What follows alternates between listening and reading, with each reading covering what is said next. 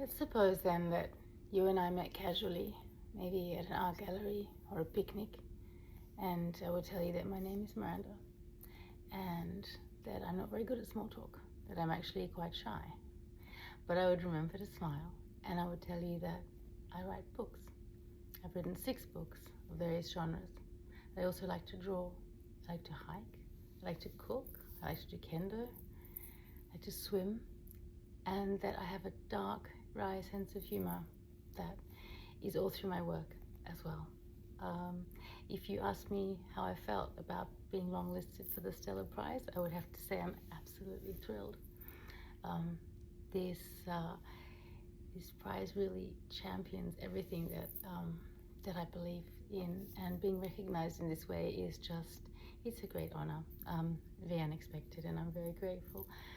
I would tell you that my latest book, Fireweather, is really a portal into what I call the Winona-verse, because my main character is called Winona, and it's her universe, full of her interior voices, and the exterior weather of fires and winds, sandstorms, and the pressures of these systems that bear down on her and accuse her of being mad, basically. And that the book takes place in one day, although it moves everywhere. I ask the reader to pay a different kind of attention, I think, to the world around them, us.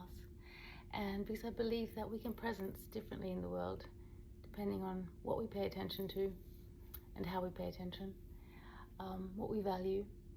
And Winona is this dark, funny, besieged woman in the suburbs, waging her own battle of resistance against these forces that would suppress her, I guess, and try to box her into boxes that she refuses to fit into. And maybe I would tell you that while I'm writing the book, I am very much within that universe, and I stay there. Even when I'm not actually at my desk, I'm in some kind of semi-trance, I'm elsewhere, even when I'm walking down the street or in the supermarket. And then once the book leaves me and goes out into the world, I feel like it becomes a portal, a door that I leave open to readers if they wish to walk through and enter and experience this universe.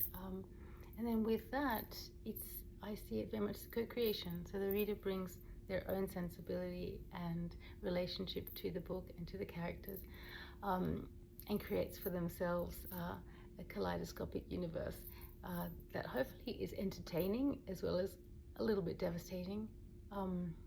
There are talking animals, there are communicating plants, there are wild weather systems, there's a lot of funny moments. Winona in this book is a great liberator of plants. She sees that as one of her missions in the world, to rescue neglected plants, which leads to all sorts of complications that include the police. But I would then ask you, what do you believe is the truest thing, and what matters to you most? That's the sort of question that Winona would like us to ask of each other. How is the state of your heart in this breath? And I guess that goes a little bit to the core of this book, which is, can we reimagine another way of being in the world that is more aligned to compassion and humor and joy and beauty and goodness and truth, the things that I think as humans we all value so much. And I think you and I would have an interesting conversation, and perhaps with Fireweather and with the Stella Prize, that's exactly what we're doing.